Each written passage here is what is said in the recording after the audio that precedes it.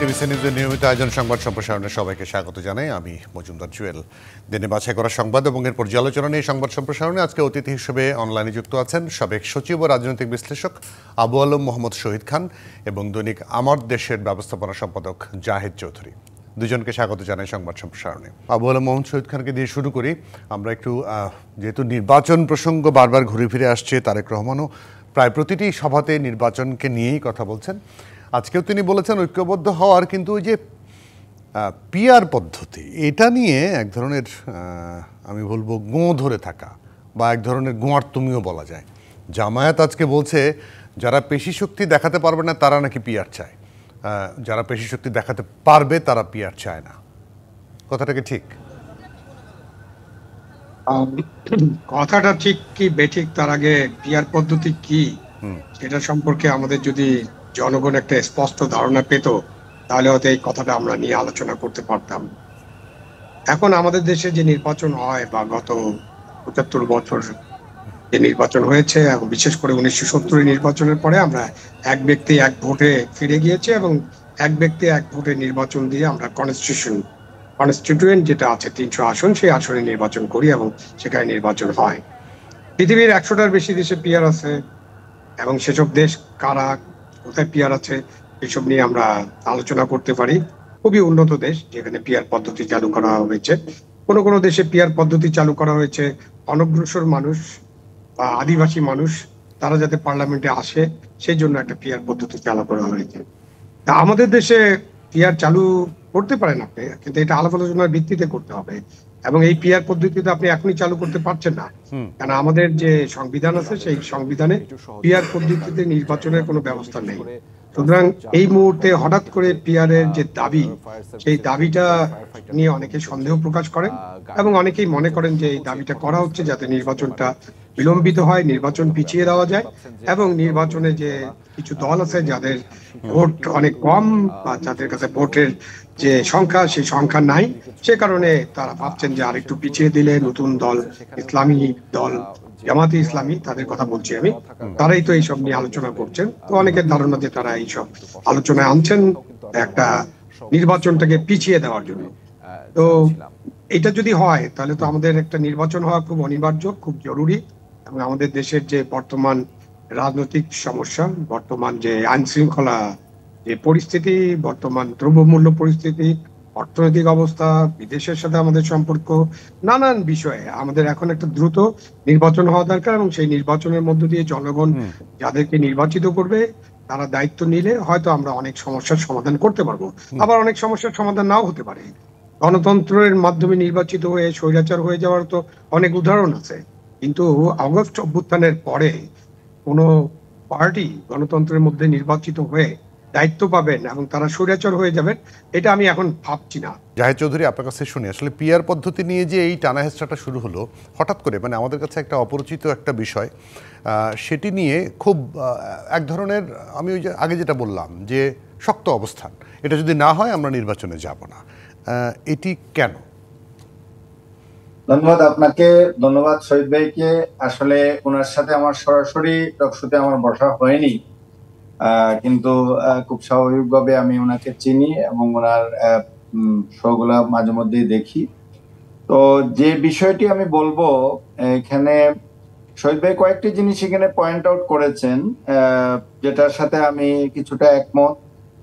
যেটা হলো যে এই মুহূর্তে একটা জাতীয় নির্বাচন হওয়াটা খুবই জরুরি এবং প্রধান উপদেষ্টা ঘোষণা করেছেন যে 15ই ফেব্রুয়ারির মধ্যে নির্বাচন হবে, ফেব্রুয়ারির প্রথমার্ধে, রোজার আগে, এবং নির্বাচন কমিশন পুরোদমে কাজ শুরু করে দিয়েছে। আমরা দেখেছি যে গত ফেব্রুয়ারি থেকে শুরু করে যখন সংস্কার কমিশনের রিপোর্টগুলো নিয়ে রাজনৈতিক দলগুলোর কাছে সুপারিশগুলো স্প্রেডশিট আকারে প্রেরণ করা হলো, তারপরেই কিন্তু ঐকমত্য কমিশন দীর্ঘ আলোচনার পর 38টি রাজনৈতিক দলকে তারা চিঠি দিয়েছিল এবং দীর্ঘ আলোচনার পর তারা একটা ঐকমত্যে পৌঁছেছে বিভিন্ন বিষয়ে। সংস্কারের যে ইস্যুগুলো ছিল তার মধ্যে বিভিন্ন বিষয়ে তারা একটা ঐকমত্যে পৌঁছেছে এবং আজকের মিডিয়া পত্র পত্রিকায় যেটা আছে, গতকালকে তারা রাজনৈতিক দলগুলোর কাছে এই জুলাই সনদ যেটা পাঠিয়েছে এটার মূল অংশটাই হলো যে সংস্কারের বিষয়ে যে সমস্ত বিষয়ে ঐক্যমত্য পৌঁছে গেছে সেটারই কপিটা পাঠিয়েছে। এটা ফাইনাল ড্রাফট। এটা একবার দেখে রাজনৈতিক দলগুলোর সাথে আলোচনা করে এটা ঠিক করা হয়েছে এবং এটা ওকে করে দিলেই এখন এটা ঘোষণা করা হবে এবং এর আলোকে সংস্কারগুলো হবে। তো এই সংস্কারের আলোচনাটা যখন হয় তখন থেকে আমরা লক্ষ্য করেছি যে জামাত এবং এনসিপি বিশেষভাবে এই পিআর পদ্ধতির দাবিগুলা জোরে সুরে উচ্চারণ করা শুরু করেছে এবং এটা একটা দীর্ঘ আলোচনার পর এটা একটা জায়গায় এখন এসছে। তো এই জায়গাটা কি, আমরা যদি প্রস্তাবের দিকে দৃষ্টিপাত করি, তারা যে ঐকমত্য কমিশনের পক্ষ থেকে যে প্রস্তাবগুলো রাজনৈতিক দলের কাছে চূড়ান্ত খসড়া পাঠানো হয়েছে, এখানে উচ্চকক্ষের ক্ষেত্রে বলা হয়েছে যে উচ্চকক্ষের যে 100টি আসন হবে সেই আসনগুলো আনুপাতিক হারে ভোটের অনুপাতে এইটার নির্বাচন প্রক্রিয়া সম্পন্ন হবে এই 100টি আসনে। এটার ব্যাপারে বিএনপি নোট অফ ডিসেন্ট দিয়েছে, তারা এর সাথে দ্বিমত পোষণ করেছে। জামাত এবং এনসিপি এটা মূল দাবি ছিল। কিন্তু এখন যে নির্বাচনটি হতে যাচ্ছে, ফেব্রুয়ারিতে যে নির্বাচনটি হতে যাচ্ছে, সেই নির্বাচনটা কিন্তু উচ্চকক্ষের নির্বাচন হচ্ছে না। সেখানে নির্বাচনটা কিন্তু আমাদের 300 আসনের নির্বাচনই হচ্ছে। আমাদের সংবিধান বহাল আছে এবং সংবিধানের আলোকেই সংবিধানে যে ব্যবস্থাটি যে প্রক্রিয়াটি এখন রয়েছে সেভাবেই কিন্তু নির্বাচনটি হবে। তো এই নির্বাচনে তো এক ভোট, একজনের এক ভোট, এখানে কোনো পিআর পদ্ধতির কোনো ব্যবস্থা এখন পর্যন্ত নেই বাংলাদেশের সংবিধানে। এবং সংস্কার আলোচনার কোন পর্যায়ে এটা দাবি ছিল, এক পর্যায়ে তারা দাবি করেছিল যে এই 300 আসনেও পিআর পদ্ধতিতে দেওয়ার জন্য, কিন্তু এটা তো আলোচনা শেষ হয়ে গেছে। এই প্রস্তাবের কিন্তু কোথাও বলা নাই যে আগামী নির্বাচনটি 300 আসনের নিম্নকক্ষের নির্বাচনটি পিআর পদ্ধতিতে নির্বাচিত হবে, এটা কিন্তু বলা নাই। আমরা দেখছি জামাত তাদের প্রার্থী ঘোষণা করছে 300 আসনে, এনসিপিও তাদের প্রার্থী নিয়ে আলাপ আলোচনা করছে, বিএনপির প্রস্তুতি আছে। সো কেন পিআর পদ্ধতি না হলে নির্বাচন হবে না, নির্বাচন করতে দিব না পিআর পদ্ধতি ছাড়া? আমার কাছে এই জায়গাটা বোধগম্য নয়। তাইলে আপনারা এতদিন ধরে কি আলোচনা করলেন, কি ঐক্যমতে পৌঁছলেন? আমরা তো এটা লাইভ এটা দেখলাম টেলিভিশনে, বিটিভি এটা লাইভ সম্প্রচার করেছে এই ঐক্যমত কমিশনের সাথে আলোচনাগুলো। সেখানে তো আমরা দেখেছি প্রত্যেকে কে কি বলেছেন এবং মিডিয়া পত্র পত্রিকা গুলো করেছে, দফায় দফায় আপনারা মিটিং করেছেন, প্রতিদিন ব্রিফিং করেছেন। এটার প্রেক্ষিতে যখন একটা জায়গায় একটা সমঝোতায় পৌঁছালো, আমি বলবো যে জুলাই সনদ একটা সমঝোতায় পৌঁছে গেছে রাজনৈতিক দলগুলো এবং যাদের নোট অফ ডিসেন্ট আছে এবং মেইনলি বিএনপির নোট অফ ডিসেন্ট আছে, যে তারা মনে করছে আগামীতে তারা ক্ষমতায় আসবে, কিংবা এখন পর্যন্ত মনে হচ্ছে অনেকটা, সেই কারণে তারা মনে করছে যে দাবিগুলো তারা হয়তো বাস্তবায়ন করতে পারবে না কিংবা করা ঠিক হবে না রাষ্ট্র পরিচালনার ক্ষেত্রে, তারা এই সমস্ত জায়গায় নোট অফ ডিসেন্ট দিছে। তো এই সবগুলা করে আপনারা একটা জায়গায় যখন সমঝোতায় পৌঁছলেন, যখন নির্বাচনের দিকে নির্বাচনী ট্রেন যাত্রা শুরু করলো, তখন এসে হঠাৎ করে জুড়ে সুরে আবার এটা পিআর ছাড়া নির্বাচন হবে না, মানে জোরে সোরে, মানে ধমক। একটা সময় আমরা যা শুনেছি এর আগে, মানে আওয়ামী লীগ আমলেও যা শুনেছি এখনো তাই, মানে ব্যক্তিগুলো আলাদা, দলগুলো আলাদা, এক ধরনের ধমকের সুর। এবং সেই জায়গাটায় ওই যে আবু আলম শহীদ খান যেটা বললেন না, যে এখন এই জুলাই গণ অভ্যুত্থানের পরে এসে এইরকম পরিস্থিতিতে নির্বাচন হলে আরও একটা সরকার এসে আরেকটা ফ্যাসিজম হবে, এবং যেটা এনসিপি পক্ষ থেকে দাবি করা হচ্ছে সংবিধান পরিবর্তন না করে আগের বন্দোবস্তে যদি নির্বাচন হয় তাহলে লাভটা কি হলো? আমি এই আলোচনায় আসবো, একটা বিরতি নিয়ে আসি, দুজনের সঙ্গে এটা নিয়ে আলোচনা আসলে করতে হবে। একটা ছোট্ট বিরতি নিয়ে আসি। দর্শক আপনারা থাকবেন আমাদের সঙ্গে, আপনারা আছেন সংবাদ সম্প্রসারণে। বিরতির পর আবারও স্বাগত সংবাদ সম্প্রসারণে। আমাদের সঙ্গে অতিথি হিসেবে আছেন সাবেক সচিব ও রাজনৈতিক বিশ্লেষক আবু আলম মোহাম্মদ শহীদ খান এবং দৈনিক আমার দেশের ব্যবস্থাপনা সম্পাদক জাহেদ চৌধুরী। দুজনকে আবারও স্বাগত। জাহেদ চৌধুরীর কাছে যাওয়ার আগে আবু আলম মোহাম্মদ শহীদ খান, যে প্রসঙ্গটা আসলে জাহেদ চৌধুরী বলছেন, আমিও বারবার বলার চেষ্টা করছি, যে হঠাৎ করে এইরকম একটা আলোচনা এনে, এরকম একটি প্রসঙ্গ এনে নির্বাচনের বাধাগ্রস্ত করার চেষ্টা কিনা, যেটা বিএনপি পক্ষ থেকে কিন্তু বারবার অভিযোগ করা হচ্ছে। বিএনপি যে অভিযোগ করছে তার তো অনেক বাস্তবতা আছে, কারণ যে নির্বাচন নিয়ে বেশ সংঘাত সৃষ্টি হয়েছিল, সন্দেহ অবিশ্বাস সৃষ্টি হয়েছিল। কারণ প্রধান উপদেষ্টা যখন তার বিভিন্ন ভাষণে বিভিন্ন টাইম লাইনের কথা বলেছিলেন, একটা তো বড় টাইম লাইন উনি বলেছিলেন যে কিছু সংস্কার যদি আমরা করতে পারি, একমত হই, অল্প কিছু সংস্কার, তাহলে ডিসেম্বরে নির্বাচন হবে। পরে উনি বললেন যে, ওই সময়ই বললেন যে আর বেশি কিছু সংস্কার যদি আমরা একসাথে করতে চাই, ঐক্যমত্যে পৌঁছে। সবসময় ঐক্যমত্যের উপরে প্রাধান্য দেওয়া হয়েছে, এটা আমাদেরকে নোট করতে হবে। তখন জুনে আমরা একটা নির্বাচন করব। মাঝখানে আবার এপ্রিলের একটা শিডিউল করলেন, লন্ডন বৈঠকের পরে ফেব্রুয়ারি আসলো, সেটা থেকে আবার সরে গিয়েছিলেন উনি এপ্রিলে, এবং পরে জাতির উদ্দেশ্যে তার যে সর্বশেষ ভাষণ, সেখানে তিনি বললেন যে ফেব্রুয়ারিতে, রোজার আগে, মানে ফেব্রুয়ারির প্রথমার্ধে একটা জাতীয় নির্বাচন হবে এবং পত্র দেওয়া হবে নির্বাচন কমিশনকে। সেই হিসাবে কিন্তু প্রধান উপদেষ্টার দপ্তর থেকে নির্বাচন অনুষ্ঠানের আয়োজন করার অনুরোধ জানিয়ে পত্র চলে গেছে। এখন আমরা যখন এই জুলাই ঘোষণা একটা হয়ে গেছে, সেই ঘোষণা নিয়ে নানান জনের নানান মতামত থাকতে পারে। কেউ মনে করেন যে এখানে ইতিহাস বিকৃত হয়েছে, কেউ মনে করেন যে তাদের স্বপ্ন আকাঙ্ক্ষা ঠিক মতো তুলে ধরা হয়নি। তো এই যে নানান মতামতের পরেও কিন্তু একটা জুলাই ঘোষণা হয়ে গেছে এবং সেটা এখন একটা ডকুমেন্ট হয়ে গেছে। এখন যেটা বাকি আছে সেটা হলো জুলাই সনদ।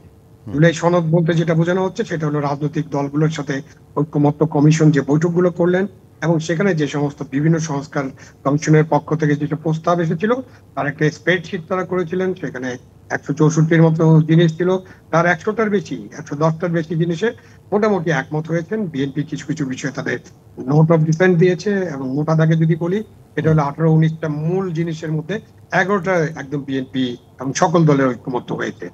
এই ঐক্যমত্য হয়ে যাওয়ার পরে যেটা ইউনূস সাহেব বারবার বলেছেন যে রাজনৈতিক দলগুলো যেখানে ঐক্যমত্য হবে সেইটুক নিয়েই আমরা জুলাই সনদ এগিয়ে যাব। বাকি যেটা ঐক্যমত্য হবে না সেটা তো রাজনৈতিক দলের সুযোগ আছেই, মানে এটা আমার কথা, এটা ইউনূস সাহেবের কথা না। রাজনৈতিক দলের তো সুযোগ আছে, আপনি জনগণের কাছে যাবেন, আপনি বলেন জনগণকে যে না, আমরা যদি নির্বাচিত হই, আমরা যদি কখনো সরকার গঠন করি, তাহলে আমরা দেশে পিআর পদ্ধতি চালু করব, আমরা দেশে গণভোট চালু করব, আমরা না ভোট চালু করব সকল আসনে, আমরা নারীদের জন্য সরাসরি ভোটের ব্যবস্থা করব। এগুলো তো আপনার সুযোগ আছে। কিন্তু এখন যখন একটা নির্বাচন, যেটা আমি আগে বক্তব্যে বলেছি, আমাদের জন্য এখন একটা নির্বাচন অনিবার্য হয়ে গেছে, অনিবার্য।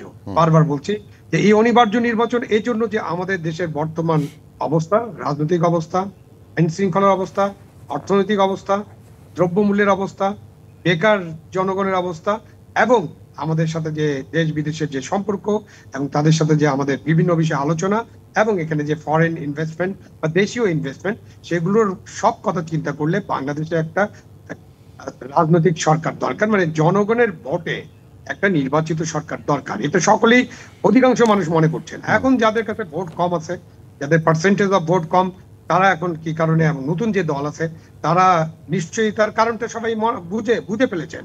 এমন নয় যে তারা এটা বলছেন। তার কারণটা কি? কারণটা আমরা ভাই নতুন দল করেছি, আমাদেরকে আর একটু সময় দরকার। তা আপনি কত সময় দরকার সেটা একসময় প্রশ্ন করা যায়, প্রশ্ন করতে পারেন আপনারা, কিন্তু এই সময় তো অনির্দিষ্টকালের জন্য দেওয়া যাবে না। অলরেডি প্রায় অন্তর্বর্তীকালীন সরকারের যে প্রধান কাজ, ফার্স্ট প্রায়োরিটি, এটা ডক্টর ইউনূস যখন দেশে ফিরে এসেছিলেন 8 তারিখে, উনি এয়ারপোর্টে 25 তারিখে আগস্টে, গত বছরে আগস্ট মাসে 25 তারিখে জাতির উদ্দেশ্যে ভাষণে উনি ওনার প্রায়োরিটি যেগুলো ঠিক করেছিলেন তার মধ্যে নির্বাচন ছিল প্রথম প্রায়োরিটি, এবং সাথে সংস্কার এবং বিচারের ব্যাপারটাও ছিল।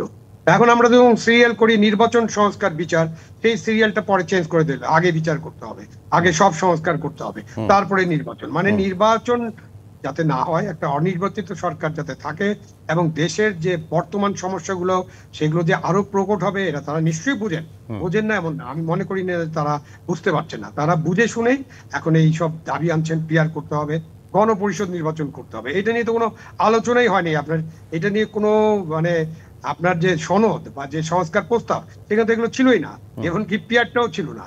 এবং আপনি নিজে নিজে এমন আমাদের যে কমিশন আছে, যেটা ঐক্যমত্য কমিশন, তারাও নিজে মানে আলাপ আলোচনার পরে রাত্রেবেলা আবার কি হোমওয়ার্ক করেন, পরের দিনে সে আরেকটা নতুন প্রস্তাব দেন। এইভাবে আমরা যদি এগুতে থাকি, এখন তো সময় আছে, আমাদের এই সনদটা তাড়াতাড়ি করা দরকার এই জন্য যাতে একটা নির্বাচনের সময় আমরা এই সনদটাকে সামনে রাখতে পারি। এবং ওই যে কথাটা একটু আগে বললাম যে মনে করে যে বিএনপি একসময় ছিল, তারাও তো স্বৈরাচার ছিল, আওয়ামী লীগ তো স্বৈরাচার, তার তো নির্বাচনে অংশগ্রহণের সুযোগ নেই। আমরা কি স্বৈরাচারী ব্যবস্থা ফিরিয়ে আনছি? আমরা কি শুধু ভোটের জন্য নির্বাচন করেছি?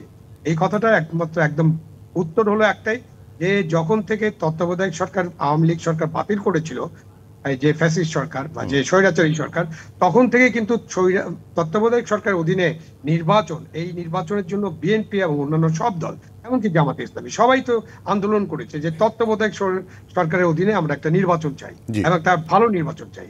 আন্দোলন তো এটাই ছিল, এবং এই আন্দোলনটা গত 16 বছর, 15 বছর, 10 বছরের ধারাবাহিক আন্দোলন।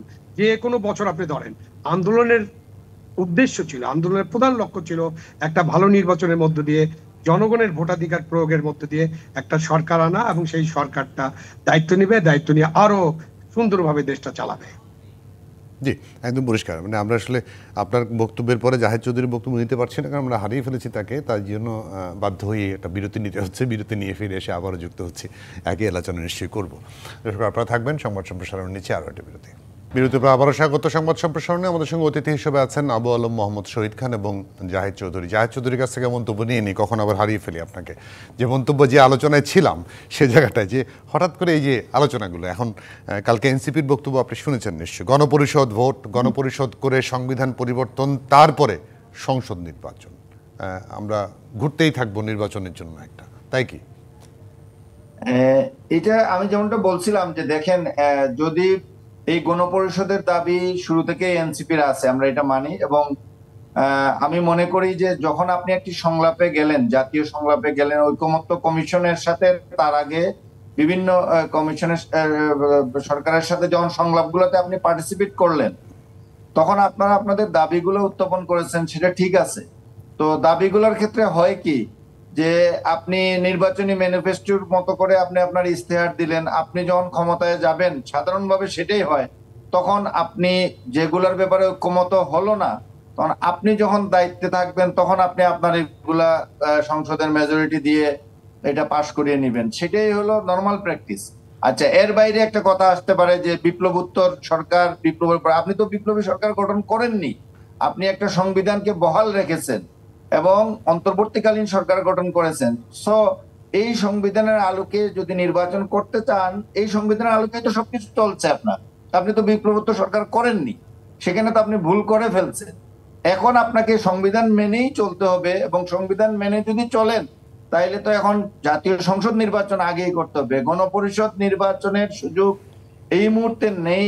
আর যদি আপনি বলেই থাকেন তাইলে আপনি কেন রাজনৈতিক দলগুলোর সাথে দিনের পর দিন, মাসের পর মাস আলোচনা করলেন সবার সাথে?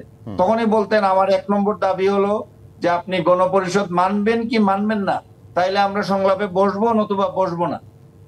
তাইলে জাতি বুঝতো। এখন যে মুহূর্তে দেশের মানুষ একটা নির্বাচনের জন্য প্রস্তুতি নিচ্ছে, নির্বাচনমুখী হচ্ছে দেশ, সেই মুহূর্তে নতুন করে নতুন নতুন দাবি দাওয়া নিয়ে আসলে মানুষের মনে সন্দেহ জাগতেই পারে। এবং আমি যেটা বলবো যে আপনি একটা জিনিস খেয়াল করে দেখেন যে ঐকমত্য কমিশন বাংলাদেশের ইতিহাসে, এই বাংলাদেশের 54 বছরের ইতিহাসে, আমরা এর আগে অস্ট্রেলিয়ার গভর্নরের স্যার নিনিয়ানের পার্লিস দেখেছি 94-এ, তত্ত্বাবধায়ক সরকার ব্যবস্থা নিয়ে যখন আন্দোলন চলছিল, সেটা ব্যর্থ হয়েছিল, সেটা কিন্তু সফল হয় নাই। আমরা ইউএন আমেরিকার আন্ডার সেক্রেটারি তারানকু যখন নির্বাচনের আগে এসে 14 সালের নির্বাচনের আগে এসে চেষ্টা করলেন, সেটাও ফেলিয়ার হয়েছে, সেটাও কিন্তু সফল হয়নি। কিন্তু এইবার যদি আমরা দেখি যে বাংলাদেশের সমস্ত রাজনৈতিক দলকে নিয়ে যে ঐকমত্য কমিশন যে বৈঠকগুলো করলো, ধারাবাহিক বৈঠক করলো, এবং করার পর যে সমস্ত বিষয়ে ঐকমত্য প্রতিষ্ঠিত হলো, এটা কিন্তু একটা বিশাল অর্জন। আপনি যদি এই জুলাই সনদের খসড়া, যে কালকে যেটা খসড়া কপি পত্রিকায় মিডিয়ায় আসছে, চূড়ান্ত খসড়া যেটা, সেটা যদি আপনি বাস্তবায়ন করতে পারেন, তাইলে কিন্তু সংস্কারের যে দাবিগুলা আমাদের জনগণের পক্ষ থেকে, সাংবাদিকদের পক্ষ থেকে, মিডিয়ার পক্ষ, বিভিন্ন জায়গা থেকে, রাজনৈতিক দলের পক্ষ থেকে আসছে, তার একটা বড় অংশ কিন্তু বাস্তবায়িত হবে যদি আপনি এটা মেনে চলতে পারেন। এবং এটা তো আপনারা আলোচনা করে আপনারাই ঠিক করেছেন যে এই বিষয়গুলো আমরা বাস্তবায়ন করব। এখন এটা নিয়ে প্রশ্ন আসতে পারে, এবং এই প্রশ্নের সমাধানও এখানে আছে, যে সমস্ত সংস্কার প্রস্তাব সংবিধান সংশোধন না করেই বাস্তবায়ন করা যাবে, সেগুলাকে ইমিডিয়েটলি বাস্তবায়ন করতে বলা হয়েছে, অর্ডিন্যান্স জারি করে হোক কিংবা বিধি জারি করে হোক, সরকারি আদেশ নির্দেশে হোক। আর যেগুলো সংবিধান সংশোধন করে করতে হবে, সেটার ব্যাপারেও প্রাথমিক প্রস্তাবনায় আপনি জানেন যে বলা হয়েছিল যে যারাই ক্ষমতায় আসবে তারা সেগুলো বাস্তবায়ন করবে উইদিন 2 ইয়ার্স। এই সনদে, এই সংস্কার প্রস্তাবে যে সমস্ত ঐক্যমত্য প্রতিষ্ঠিত হয়েছে, এইগুলোর একটা টাইম ফ্রেম বেঁধে দেওয়া হয়েছে, 2 বছরের ভিতর এগুলো বাস্তবায়ন করতে হবে, এবং এইটা রাজনৈতিক দলগুলো মেনে নিয়েছে, তারা এই জায়গায় এগ্রিড পয়েন্ট আছে। তো এইটার পর আপনি এখন যদি সংসদ নির্বাচন করেন, নির্বাচন করার পর আপনি উচ্চকক্ষের নির্বাচনের দাবি তুলতে পারেন, এবং ওইখানে বিএনপি নোট অফ ডিসেন্ট দিলে ওইটা নিয়ে আপনি জোরালো আন্দোলন করতে পারেন যে উচ্চকক্ষের নির্বাচনটা হবে এবং এটা পিআর পদ্ধতিতে হবে, যেটা এই প্রস্তাবে বিএনপির নোট অফ ডিসেন্ট আছে, কিন্তু কমিশনের প্রস্তাবে উচ্চকক্ষে পিআর পদ্ধতির কথা বলা হয়েছে। যদি পিআর পদ্ধতির নির্বাচনটা শুধুমাত্র উচ্চকক্ষের ক্ষেত্রে হয়, জামাত যদি সেটা মিন করে থাকে, তারা খুব স্পষ্ট করে কিন্তু এটা বলে নাই। না না বলেছে, এখন বলছে যে পিআর মানে উচ্চকক্ষে, অন্তত উচ্চকক্ষে পিআর পদ্ধতি চায়, অন্তত এখন তা বলছে পিআর পদ্ধতি না। এটাই আমি বলছি যে তাদের মূল দাবিটা ছিল নিম্নকক্ষ, তারপরে 100 মহিলা আসন এবং উচ্চকক্ষ, 3 জায়গাতেই দাবিটা ছিল। তো 3 জায়গায় অন্তত উচ্চকক্ষের দাবিটা যদি জামাত এই জায়গায় রিজিট থাকে, তাইলে এটা তো নির্বাচনের পরে সেইটা হবে, এবং নির্বাচনের পরে হয়ে গেলে, ফেব্রুয়ারির নির্বাচন হয়ে গেলে পরে আপনার সংসদে উচ্চকক্ষের বিষয়টি পাশ করতে হবে, এবং এটা পাশ করতে গেলে 2/3 মেজরিটি লাগবে। এবং এইটার ক্ষেত্রে আমার মনে হয় যে তখন গিয়ে এই দাবিগুলা সামনে আসবে। এখন নির্বাচনকে বাধাগ্রস্ত করার মতো কোনো পরিবেশ নাই। এখন যদি কেউ এরকম বলে যে আমি নির্বাচিত হতে পারবো না, আমার সরকারে যাওয়ার সুযোগ নেই, আমি 10টা আসন পাবো না, পাবলিক কিন্তু এগুলো বলা শুরু করে দিয়েছে যে নির্বাচন হলে কার কি অবস্থান এটা ক্লিয়ার হয়ে যাবে, এই জন্য তারা নির্বাচন চাচ্ছে না। তো এটা একটা জাতির জন্য এটা তো মঙ্গলজনক না। সমালোচনাটা বিএনপির পক্ষ থেকে আসছে যে যারা আসলে ভোটে জিততে পারবে না তারাই পিআর নিয়ে বেশি লম্বা লম্বা কথা বলছে। সেই জায়গাটায় আবু আলম মোহাম্মদ শহীদ খান, ওই যে যদিও সরকার বলছে ফেব্রুয়ারিতে নির্বাচন, কালকে স্বরাষ্ট্র উপদেষ্টা বলেছেন, আজকে পরিবেশ বন ও জলবায়ু পরিবর্তন বিষয়ক উপদেষ্টা রেজওয়ানা হাসানও বলেছেন যে এখান থেকে একদম নড়ার কোনো সুযোগ নাই, প্রধান উপদেষ্টার প্রেস সচিব বলেছেন। তারপরেও ওই যে সন্দেহ মাঝে মাঝে দানা বাঁধে। আজকে যেমন পরিবেশ উপদেষ্টা বলেছেন গণপরিষদের ভোট যদি সবগুলো দল মিলে চায় তখন সরকার সেটা ভাববে। মানে এই ভাবাভাবি সবকিছুর মধ্যে নির্বাচনটা নিয়ে আবারও সংশয় তৈরি হয় কিনা। আবার দেখেন এনসিপি বলছে যে তারা 1-11 পদধ্বনি শুনতে পাচ্ছে। প্রথমে আমরা রিজওয়ানার কথা আসি। উনি যেটা বললেন, রাজনৈতিক দলগুলো যদি চায় তাহলে গণপরিষদ নির্বাচন হবে, মানেটা কি? এটা আমি তো আপনিও বুঝছেন, আমরা সবাই বুঝতে পারছি। রাজনৈতিক দলগুলো যা চেয়েছে বা যা আলোচনা হয়েছে সেটা নিয়ে তো যে সনদ তৈরি হচ্ছে, সেখানে তো এরকম কোনো জিনিস নাই। তো তখন একজন উপদেষ্টা আবার নতুন করে বলেন যে যদি রাজনৈতিক দলগুলো চায় তাহলে গণপরিষদ নির্বাচন হতে পারে। ডক্টর ইউনূস তো নির্বাচনের কথা বলছেন, গণপরিষদ নির্বাচনের কথা বলেননি। এবং ডক্টর ইউনূস যে নির্বাচনের কথা বলেছেন সেটা তো জাতীয় সংসদ নির্বাচন, সেটাই তো আমরা বুঝেছি। এখন আমরা কি নতুন করে রেজওয়ানার কথার পরে আমরা কি সেভাবে বুঝবো নাকি ডক্টর ইউনূস গণপরিষদ নয়, জাতীয় সংসদ নয়, গণপরিষদ নির্বাচন চাচ্ছেন? তো এই যে নতুন কথাবার্তা আনার তো কোনো প্রয়োজন নাই। এবং উনি তো ঐক্যমত্য কমিশনের অংশ ছিলেন না, বাট নিশ্চয়ই উনি সবকিছু জানেন। ঐক্যমত্য কমিশনে যা হচ্ছে নিশ্চয়ই তাদেরকে ব্রিফ করা হচ্ছে। ঐক্যমত্য কমিশন তো গণপরিষদ নির্বাচনের বিষয়ে কোনো ঐক্যমত্য হয়নি। এখন আপনি নতুন আলোচনা আনলেই ওই সন্দেহ অবিশ্বাস সৃষ্টি হবে। এবং অন্যদের এনসিপি যেটা বলছে, এনসিপি তো অনেক কথাই বলছে। এনসিপি বলছে তারা তো কি ভোটের জন্য নির্বাচন করেনি, তো কিসের জন্য নির্বাচন? মানে ভোটের জন্য এই আন্দোলন হয়নি। এই আন্দোলনের যদি ব্যবচ্ছেদ করেন, আমরা সবাই জানি, আমরা সবাই আন্দোলনের সময় ছিলাম, আমরা তো বাইরে থেকে আছি নেই, আমরা তো ইম্পোর্টেড কেউ না। এখানে যারা 3 জন আলোচনা করছি, আমরা কিন্তু কেউ আমাদেরকে ইম্পোর্ট করে বাংলাদেশে আনে নেই। সুতরাং আমরা বাংলাদেশে ছিলাম, আমরা পুরো আন্দোলনটা আমাদের চোখের সামনে দেখেছি, এবং পুরো আন্দোলনের শুরু থেকে 5ই আগস্ট পর্যন্ত কি হয়েছে, কি দাবি দেওয়া ছিল, কি নিয়ে আলোচনা হয়েছিল আমরা সবাই জানি। এটা তো কোনো বিপ্লব ছিল না, এটা একটা ছাত্র গণ অভ্যুত্থান। এটাকে যারা বিপ্লব মনে করেন তারা মনে করতে পারেন, তাহলে তাদেরকে বিপ্লবের ডেফিনিশন নতুন ভাবে ঠিক করতে হবে। মানে বিপ্লবের যে ডেফিনিশন, বাই ডেফিনিশন বিপ্লব কাকে বলে এটা আমাদেরকে বুঝতে হবে, এবং এটা আপনার সব ডিকশনারিতে আছে এবং সবখানে আপনি খুঁজে পাবেন।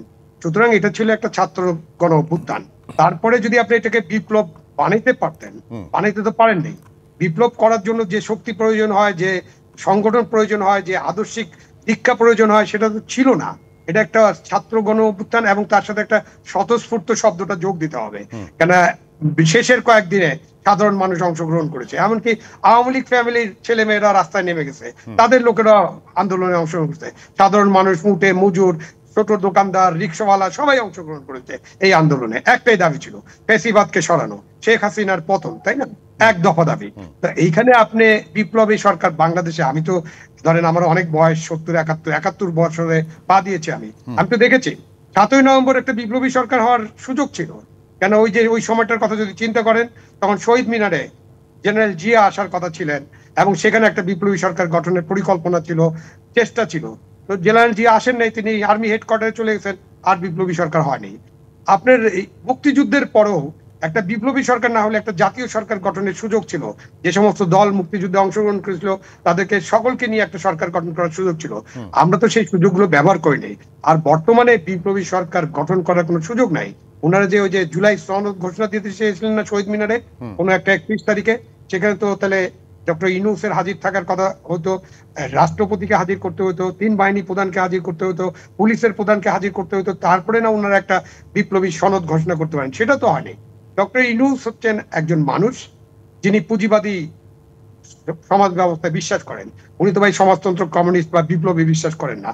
সুতরাং উনি একটা পুঁজিবাদী গণতন্ত্রে বিশ্বাস করেন, একটা উদার গণতন্ত্রে হয়তো উনি বিশ্বাস করেন, এবং সেই উদার গণতান্ত্রিক বাংলাদেশ করা তার অন্যতম প্রধান লক্ষ্য হতে পারে, বা সেটাই তিনি ঘোষণাই তো করেছেন যে বাংলাদেশে একটা নির্বাচনের মধ্য দিয়ে আমরা একটা উদার গণতান্ত্রিক অসাম্প্রদায়িক মানবিক বাংলাদেশ গড়ে তুলতে চাই। আমরা যদি একটা উদার গণতান্ত্রিক মানবিক অসাম্প্রদায়িক বাংলাদেশ গড়ে তুলতে চাই, তাহলে সেখানে কোনো এই বিপ্লব বা বিপ্লবী সরকার গঠন এগুলোর কোনো সুযোগ নাই। সেখানে নতুন করে গণপরিষদ নির্বাচনের কোনো সুযোগ নাই। সংবিধান যদি আপনি সংশোধন করতে চান, নির্বাচন হবে, নির্বাচনের মধ্য দিয়ে যাদেরকে জনগণ নির্বাচিত করবে, যাদের রায় পেয়ে যখন সংসদ গঠিত হবে, সেই সংসদে আলোচনা করবেন। এবং তারা এসে 2/3 ভোটের ব্যবধানে সংবিধান 1991 সালে আপনার বিএনপি কিন্তু সংসদীয় সরকার ব্যবস্থায় বিশ্বাস করতো না। 1991 সালে জনগণের দাবি ছিল, 3 জোটের রূপরেখায় ছিল, বিএনপি সরকার গঠন করেও কিন্তু সংসদে যে একেবারে এই পার্লামেন্টারি ডেমোক্রেসি তারা গ্রহণ করেছে। সুতরাং সংসদে যে অনেক কিছু করা সম্ভব বলে আমি মনে করি, এবং এটার প্রমাণ একদম পরিষ্কার। আবু শহীদ খান এবং জাহেদ চৌধুরী দুজনকে অনেক ধন্যবাদ, কৃতজ্ঞতা আজকে আমাদেরকে সময় দেওয়ার জন্য। দর্শক, এই ছিল আজকের সংবাদ সম্প্রসারণে। ডিবিসির সঙ্গে থাকবেন।